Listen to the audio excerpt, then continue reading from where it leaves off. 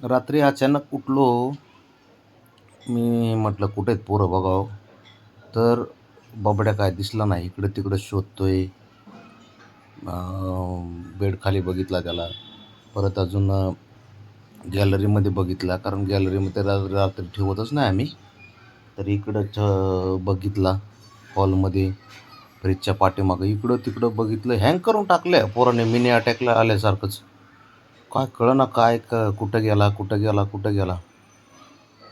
अचानक वरती कपाटावरती असा आवाज आला की असं नॉर्मली आवाज आला. म्हटलं काय आहे बघा वर चढून, तर पाटील वर जाऊन बसलेत.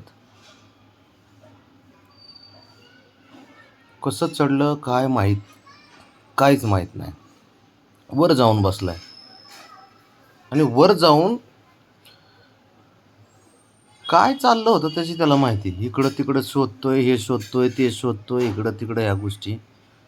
आपण भीती वाटते ना की अचानक बाबा पोरं गेलं कुठं. आता रात्री काय आपला दरवाजा तर बंद चालू नसतो म्हणा.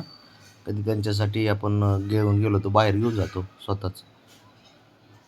पण यांनी टेन्शनमध्ये आणलं ना रात्री. वर खाली उतर म्हणतं तो उतरण. आपण त्याला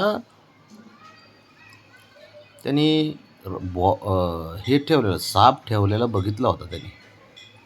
त्या दिवशी खेळायला दिलता ना साप, तर त्यांनी इथं वरती कपाटावर मी फेकला होता, तिथे बघितला होता त्यांनी. एवढं 2 दिवसाचं लक्षात राहतंय त्याच्या.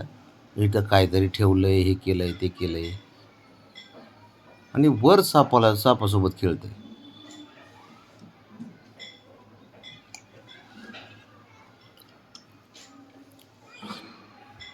हे पोरं म्हणजे जीव आहेत आपला. आमचा तर सोडा, ते बाकी सर्व आपले जे मांजरप्रेमी प्राणीप्रेमी आहेत ना, ह्यांचे जीव आहेत ते पोरं.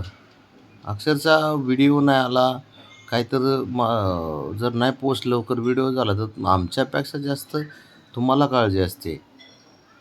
मी लगेच कमेंट करून विचारतो, दादा सर्व ठीक आहे ना, व्हिडिओ आज पोस्ट नाही वगैरे केला, कधी लेट झालं तर. म्हणजे ह्या गोष्टी त्याने अक्षरशः घाबरून ठेवलं होतं. ही रात्री 2 वाजताची, 2-2:30च्या दरम्यानची गोष्ट आहे ही. फुल टेन्शनमध्ये होतो आम्ही. बाहेर जाऊन शोधाशोध केली तर कुठं दिसेना. हा शहाणा वर जाऊन बसला.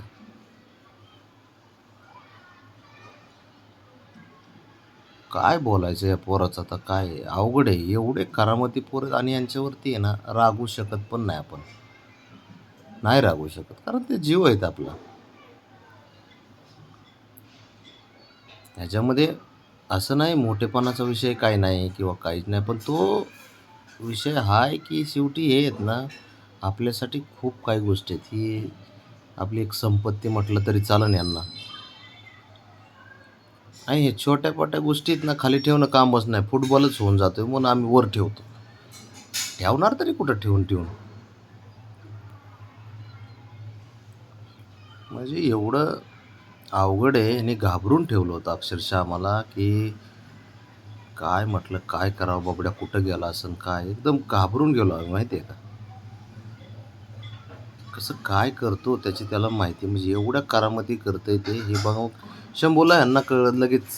शंभून ते पण तसंच करायला जातात ना याचं बघून. आता शेवटी मोठा घरातला कोणीही मोठा असू द्या, ते जसं करीन त्याचं अनुकरण करतं माणूस. हे तसे करायला जातात परत. हे खूप काही गोष्टी येतात म्हणजे, पण एवढं अवली पोरं आहेत ना हे की काय बोलायचं. आता ते घरात एवढे कुटाणे चालू असतात त्यांचे, कंटिन्यू कुटाणे चालू असतात, कारस्थानं चालू असतात, करामती चालू असतात पोरांच्या. म्हणजे ते हवं वाटतं. चला ठीक आहे, कारण काय प्राण्यांना तरी काय आहे, आपल्याशिवाय कोण आहे हा आपण विचार करतो ना. काय आता बोलायचं. बाबड्या म्हणजे जीव की प्राण आहे तो सर्वांचा. त्यात आता राणा आहे, राणा झालं, शंभू झालं, हे आपल्या एकदम जवळचे हृदयाला स्पर्श करणारे पोरं आहे ते. ब्राउनी झालं. पण अचानक अशा काही गोष्टी जर दिसल्या कुठं, तर मग अवघड वाटतं ना, भीती वाटते की यार काय झालं असेल कुठं. विशेष मी एवढं आम्ही दोघंजण घाबरून गेलो होतो ना की यार कुठं गेलं. अशा करामती करतात पोरं हे. ठीक आहे, त्याच्यासाठी आम्ही म्हणजे त्यांना असं काय बाहेर कुठंतरी झोपायला लावून झोपायला बाहेर सोडतो असं काय नाही. ते सोबतच असतात आपल्या.